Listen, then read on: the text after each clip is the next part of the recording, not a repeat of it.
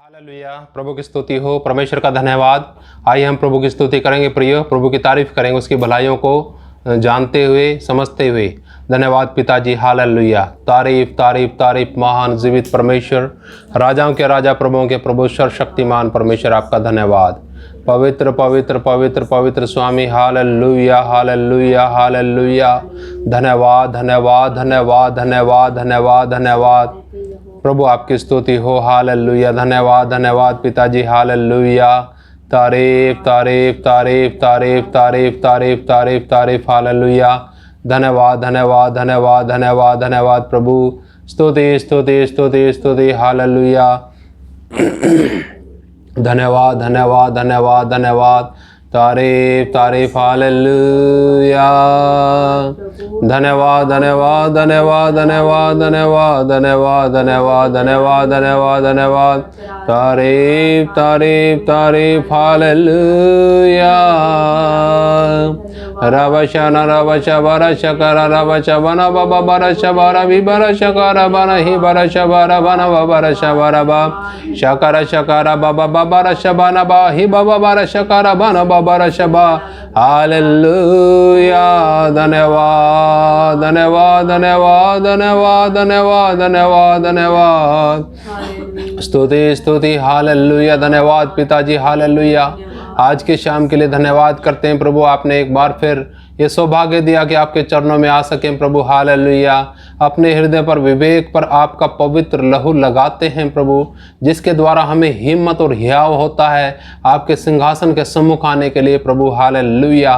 प्रभु जी, एक एक भाई बहन को हिम्मत और हियाव दीजिए प्यारे पिता। ओ प्यारे परमेश्वर, जितने लोग आज आपका वचन सुनते हैं प्रभु, आत्मा में हिम्मत पाएं, सामर्थ पाएं प्रभु, और आपकी इच्छा के अनुसार चलने के लिए हर एक का जीवन समर्पित होने पाए। धन्यवाद पिताजी सारी बातों के लिए। धन्यवाद के साथ प्रार्थना यीशु मसीह के नाम से मांगते हैं, आमीन। हालेलुया। प्रभु की स्तुति हो। आइए एक भजन गाएंगे और फिर वचन में चलेंगे। और ये भजन हम अक्सर गाते हैं। हम विश्वास से एक देश देखते हैं जो है सूर्य से अधिक ज्योतिर्मान, वहाँ यीशु कर रहा तैयार सबके लिए रहने का एक स्थान। हालेलुया। यह भजन गाएंगे। हम विश्वास से एक देश देखते हैं जो है सूर्य से अधिक ज्योतिर्मान, वहाँ यीशु कर रहा तैयार सबके लिए एक रहने का स्थान। हम विश्वास से एक देश देखते ज्योतिर्मान, वहाँ यीशु का रहा तैयार सबके लिए एक रहने का स्थान। थोड़ी देर में वहाँ प्यारो जाकर हम सब मिलेंगे। थोड़ी देर में वहाँ प्यारो जाकर हम सब मिलेंगे। अपने काम से विश्राम करेंगे, दुख और क्लेश तब सब कष्ट होंगे दूर। स्तुति भजन मनोहर वहाँ हम सब गाएंगे हर्ष भरपूर। अपने काम से विश्राम करेंगे, दुख और क्लेश तब सब कष्ट होंगे दूर। स्तुति भजन मनोहर वहाँ हम सब गाएंगे हर्ष भरपूर। थोड़ी देर में वहाँ प्यारो जाकर हम सब मिलेंगे। थोड़ी देर में वहाँ प्यारो जाकर हम सब मिलेंगे। यीशु के साथ रहेंगे वहाँ, संतों के साथ रहेंगे वहाँ। फिर ना होगा संताप ना विलाप, यीशु पहुँचेगा आंसू वहाँ।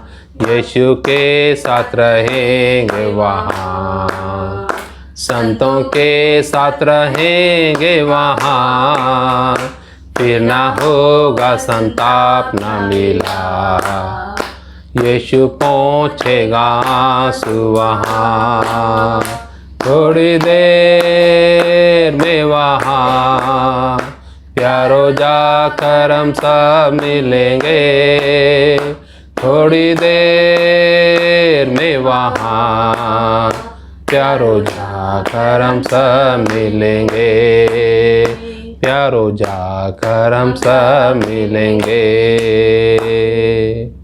हालेलुया, प्रभु की स्तुति हो। आइए प्रिय, हम प्रभु के वचन में चलेंगे और जो आज का हमारा विषय है वो है याजकों का समाज। इसके विषय में हम देखेंगे प्रभु के वचन से। और जो याजकों का समाज है, याजक यानी प्रभु की सेवा करने वाले लोग, और समाज उनकी कम्युनिटी, एक समुदाय, उसके विषय में प्रभु के वचन में हम देखते हैं। पुराने नियम में, जब तक हम पुराने नियम में उस बात को ना देखें तो वो बात स्पष्ट नहीं होती है नए नियम में। इसलिए आइए हम पुराने नियम से शुरू करेंगे और हम देखते हैं निर्गमन की किताब, उसका 19 अध्याय, उसका 6 वचन देखेंगे।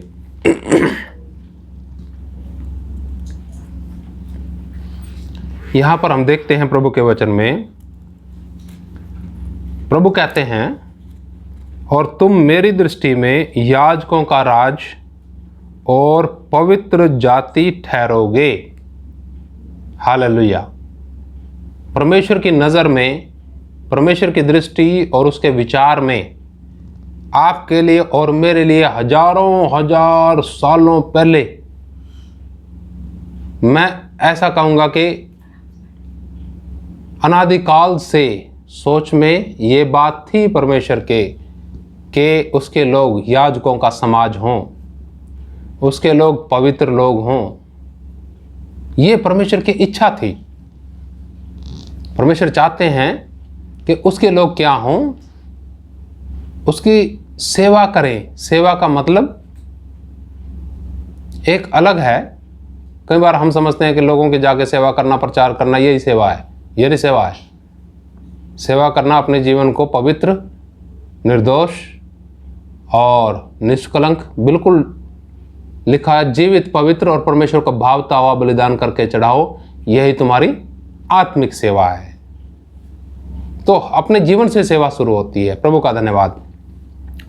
तो वचन में जब हम यहाँ पर देखते हैं तो हमें इस वचन से परमेश्वर की गंभीरता, उसकी सोच और उसके दर्शन का पता चलता है, जो आज आपके लिए, मेरे लिए परमेश्वर चाहते हैं कि उसके लोग क्या हों।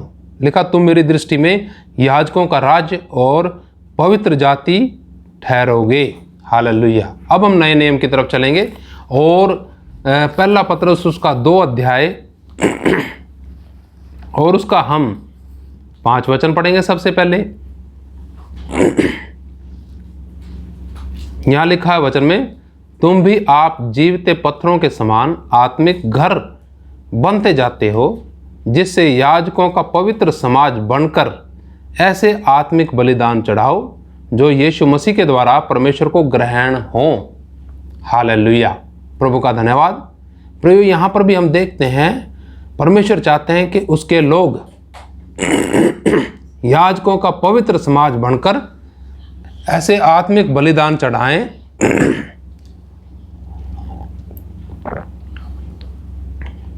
जो परमेश्वर को यीशु मसीह के द्वारा ग्रहण योग्य हों।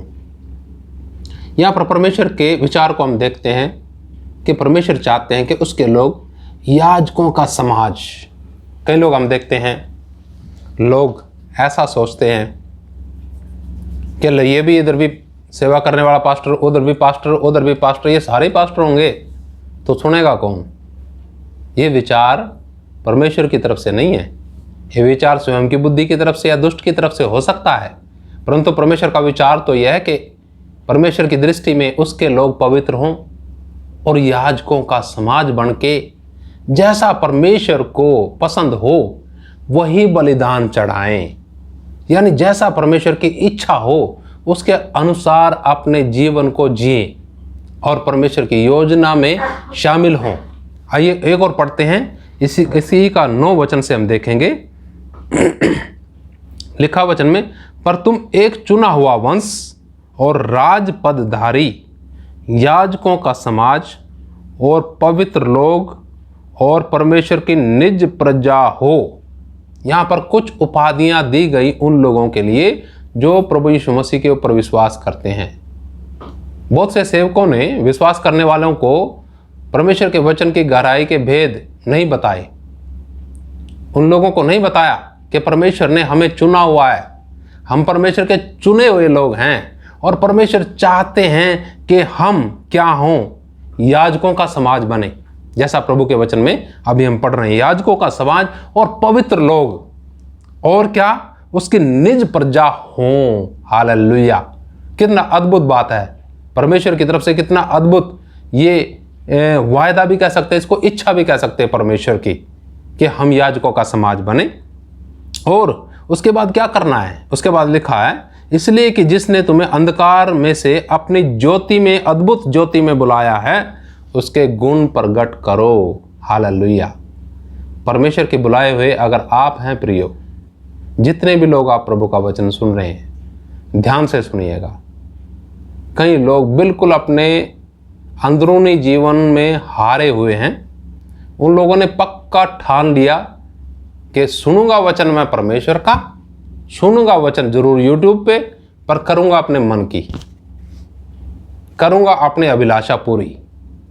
ऐसे लोग परमेश्वर के बुलाए हुए नहीं हैं, ऐसे लोग परमेश्वर के चुने हुए नहीं हैं। परमेश्वर के चुने हुए हो आप, जरूर हो, अगर आप यत्न करो, प्रयत्न करो, कोशिश करो और परमेश्वर के गुण अपने जीवनों के द्वारा प्रकट करो, तब पता चलेगा कि वाकई ये परमेश्वर के लोग हैं। ये अपनी इच्छा को पीछे रखते हैं, परमेश्वर के वचन में देखते हैं, क्या मेरा वचन क्या मेरा जीवन परमेश्वर के वचन के अनुसार है या मैं अपनी इच्छा में जीवन व्यतीत कर रहा हूं। देखिए वचन क्या कहता है कि जिसने तुम्हें अंधकार में से अपनी अद्भुत ज्योति में बुलाया, उसके गुण प्रकट करो। कई लोगों ने अंधकार के साथ पूरा मेलजोल कर लिया, अविश्वासियों के साथ पूरा संगति कर ली, अविश्वासियों के साथ पूरा रिश्ता नाता कर लिया। मसीह के साथ कट जाएगा, याद रखिएगा। जिन व्यक्तियों को पता चल गया कि मसीह को पा लेना ही सब कुछ है प्रियो, वो लोग कभी समझौता करके नहीं चलेंगे। उन लोगों को मालूम है ना कि प्रभु ने उनके लिए क्या किया और अब हमें क्या करना है। परमेश्वर की सोच हमारे विषय में है क्या। पुराने नियम से हम देख सकते हैं परमेश्वर की दृष्टि में उसके लोग लिखा याजकों का समाज और पवित्र लोग हों। वो चाहता था परमेश्वर, और आज भी परमेश्वर यही चाहता है। जब हम देखते हैं प्रियो, यीशु मसीह ने खेतों की तरफ देखा और कहा कि पके खेत बहुत हैं, इसलिए खेत के स्वामी से विनती करो कि खेत काटने के लिए मजदूर भेज दे। हालेलुया! एक याजक एक मजदूर भी है, परमेश्वर के खेत में कार्य करने वाला।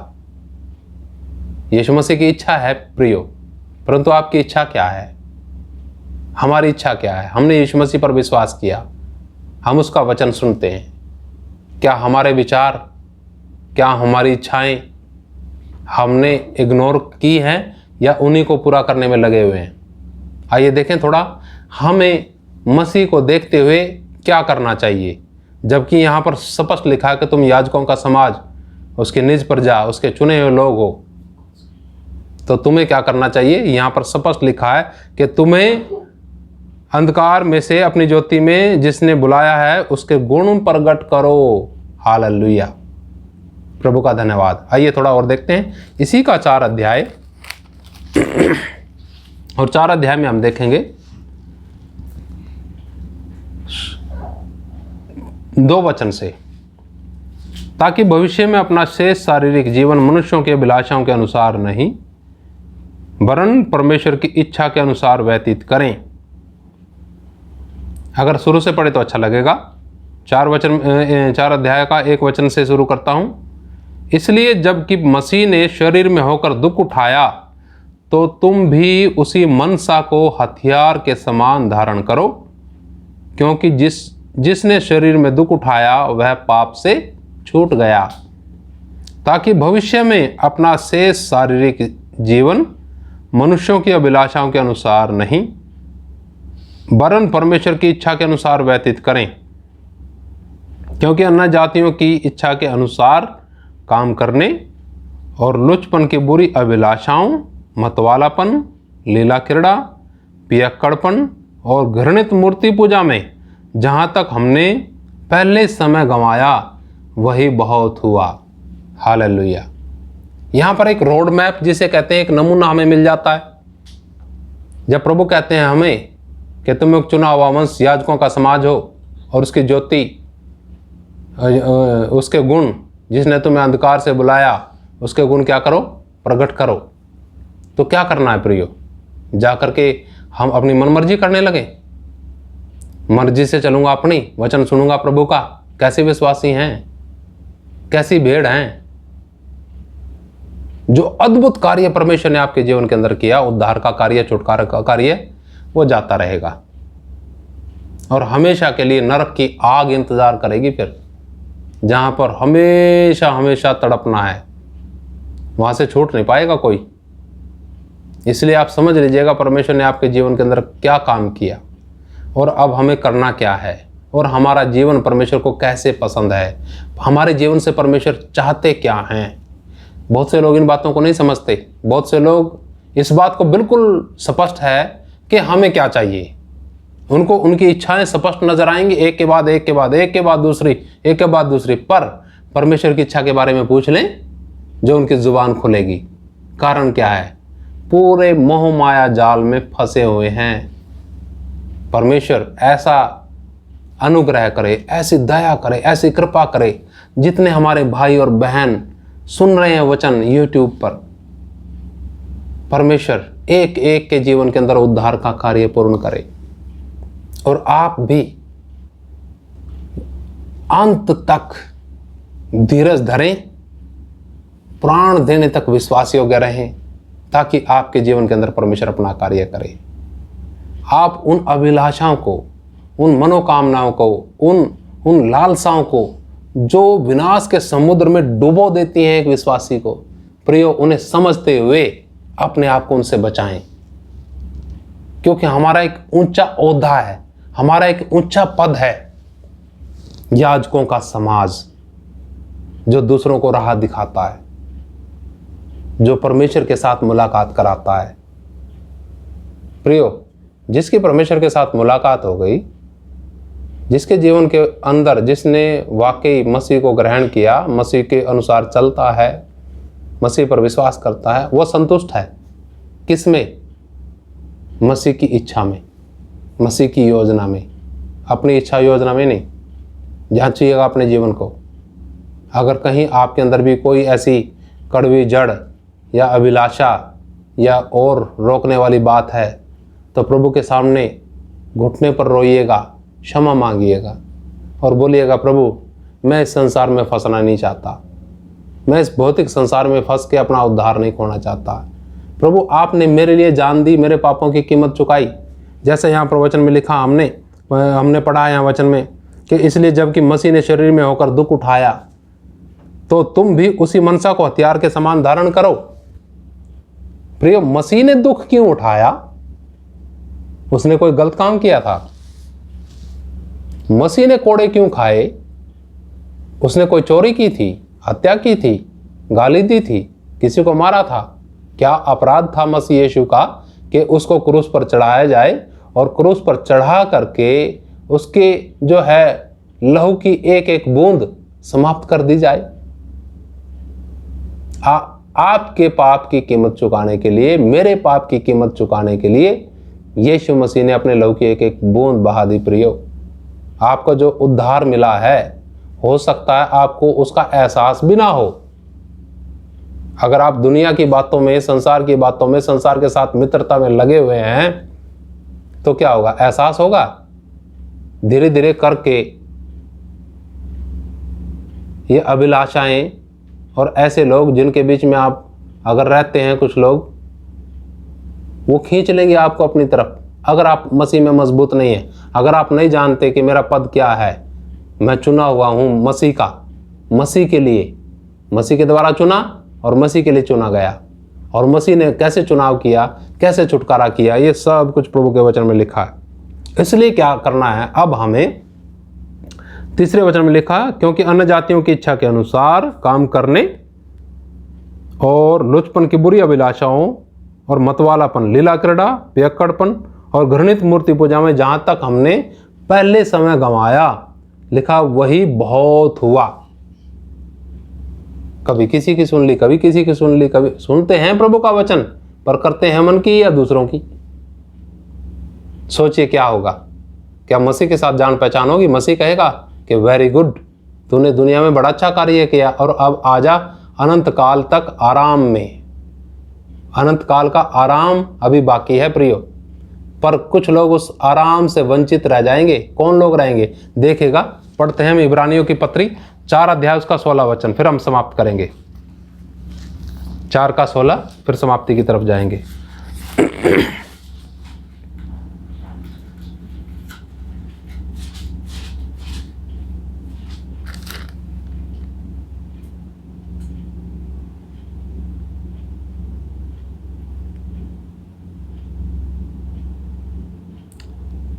सॉरी 4 का 6 वचन पढ़ेंगे। यहाँ वचन में लिखा है, मैं 5 से शुरू करूँगा तो, और इस जगह फिर यह कहता है, वे मेरे विश्राम में प्रवेश न करने पाएंगे। तो जब यह बात बाकी है कि कितने और हैं जो उस विश्राम में प्रवेश करें और जिन्हें उसका सुसमाचार पहले सुनाया गया, उन्होंने आज्ञा न मानने के कारण उसमें प्रवेश न किया। समझे प्रियो, जब मसीह ने हमें बुलाया, मसीह ने हमारे पापों की कीमत चुकाई, मसीह ने हमसे प्रेम किया, मसीह ने हमारे लिए अपना लहू बहाया, आज़ाद किया, और कहता है कि तुम एक चुना हुआ वंश, राजपदधारी, याजकों का समाज और परमेश्वर की निज प्रजा हो। तो प्रियो क्या करना है फिर हमें आज्ञाकारी होना है। अगर आज्ञाकारी होंगे, यानी वचन भी उसी का सुनेंगे, शब्द भी उसी के सुनेंगे, और भेड़ भी हम उसी की हैं, उसी के लोग हैं, उसी का शब्द सुनेंगे। सोचिए, आप गंभीरता से सोचिएगा इस समय, जब शादी ब्याह का मामला आता है किसी लड़के का या लड़की का, तो वो किसकी सुनता है? एक विश्वासी व्यक्ति किसकी सुनता है? अपनी समझ का सहारा लेगा सुलेमान की तरह। जैसे सुलेमान बहुत सी बीवियों के चक्कर में या पता नहीं कैसे कैसे चक्कर में मारा गया, वैसे ही मारे जाएंगे। वचन के आधार पे नहीं चलते लोग। चलेंगे कौन? जो मसीह से प्रेम करेंगे। ठीक है, शादी ब्याह यहाँ हो जाएगा या नहीं होगा, जैसा भी होगा, आपके सोच विचार के आधार पे अगर चलेंगे हो जाएगा, पर उस विश्राम में जो अनंतकालीन विश्राम है उसमें वंचित रह जाएंगे वो लोग जो वचन के अनुसार नहीं करते। हालेलुया। इसलिए प्रियो, प्रभु कहता है, यहाँ वचन में लिखा है कि वे मेरे विश्राम में प्रवेश न करने पाएंगे। कारण लिखा है, जिन्हें उसका सुसमाचार पहले सुनाया गया, उन्होंने आज्ञा न मानने के कारण उसमें प्रवेश न किया। अगर वहां प्रवेश करना है तो विश्वास तो है, पर विश्वास के अनुसार चलना है। चलेंगे तो आज्ञा पालन करना पड़ेगा। आज्ञा पालन करना है तो फिर अपनी अभिलाषाओं को छोड़ना पड़ेगा, अपनी इच्छाओं को छोड़ना पड़ेगा। वहां लोग असफल हो जाते हैं। जिस प्रकार से पुराने नियम में परमेश्वर की जो अभिलाषा थी, याजकों का समाज, और याजकों का समाज हो गया फेल, परंतु आज भी परमेश्वर की वही इच्छा है। आज बहुत से लोग सफल हो रहे हैं और बहुत से लोग फेल भी हैं। कारण क्या है? आज्ञा पालन नहीं करते। आज आप समर्पण लीजिए, प्रभु के हाथों में अपने जीवन को सौंपिए और बोलिए, प्रभु अब तक जितना मैंने समय संसार में गुजारा अपनी इच्छा पूरी करने के लिए, लोगों की बात सुनते हुए, लोगों के अनुसार चलते हुए, वही बहुत हुआ। अब मैं प्रभु आप में जीवन जीना चाहता हूँ, एक विश्वासी की तरह जीवन जीना चाहता हूँ। जो आपकी ही बात सुनता है और आपकी ही बात मानता भी है, अपने मन की बातों को नहीं मानता, संसार के लोगों की बातों के अनुसार नहीं चलता, संसार के साथ मित्रता नहीं करता। आइए प्रिय, हम प्रार्थना करेंगे, प्रभु का धन्यवाद करें। धन्यवाद प्रभु जी आज के वचन के लिए, अद्भुत वचन के लिए धन्यवाद। पिताजी, आपने हम सबको अंधकार के वश से छुड़ाकर अपनी अद्भुत ज्योति में ले आए। प्रभु, आपने हमारे पापों की कीमत चुका दी। धन्यवाद पिताजी। प्रभु जी, जैसा आपका वचन कहता है कि जिसने तुम्हें अंधकार के वश से छुड़ाया और अपनी अद्भुत ज्योति में ले आया, उसके गुण प्रकट करो। पिताजी, एक एक भाई बहन आपके गुणों को इस दुनिया के अंदर प्रकट करने पाए। पिताजी, आपका धन्यवाद करते हैं इस अद्भुत वायदे के लिए जो आपने कहा कि तुम एक याजकों का समाज हो, मेरी निज पर जाओ। धन्यवाद पिता, धन्यवाद प्रभु आपके उस लहू के लिए जिसके द्वारा प्रभु जी हमें हिम्मत मिलती है, हियाव मिलता है। धन्यवाद मेरे प्रभु जी। एक एक भाई बहन आपको जाने, आपके साथ जान पहचान करे और आपके गुण हर एक के जीवनों में प्रकट हों, लोगों को दिखें प्रभु, आपकी महिमा करने पाएँ लोग। धन्यवाद प्रभु। इस समय मैं उन लोगों के लिए प्रार्थना करता हूँ जो बीमार हैं, हताश हैं, निराश हैं, दुखी हैं, परेशान हैं, डिप्रेशन में हैं प्रभु, बहुत सी समस्याओं ने उलझाया हुआ हो पिताजी। प्रभु जी, आप उनकी सहायता करें। प्रभु जी, बहुत से भाई ऐसे हैं या बहुत सी बहनें ऐसी हैं जिन्होंने अपने आप को संसार की मित्रता के साथ फंसा लिया और वो बड़े ही शैतान के चंगुल में फंस चुके हैं। प्रभु जी, ऐसे नौजवानों को निकाल लीजिए, ऐसे जो नौजवान अन्य जातियों में और जो भी प्रभु जी उनके विचारों विश्वास के अनुसार नहीं है, उनके साथ चलने की कोशिश करते हैं, मित्रता करने की कोशिश करते हैं और वो विश्वास में छलनी हो जाते हैं प्रभु। पिताजी, ऐसे लोगों के लिए प्रार्थना करता हूँ, उन्हें निकाल लीजिएगा पिता।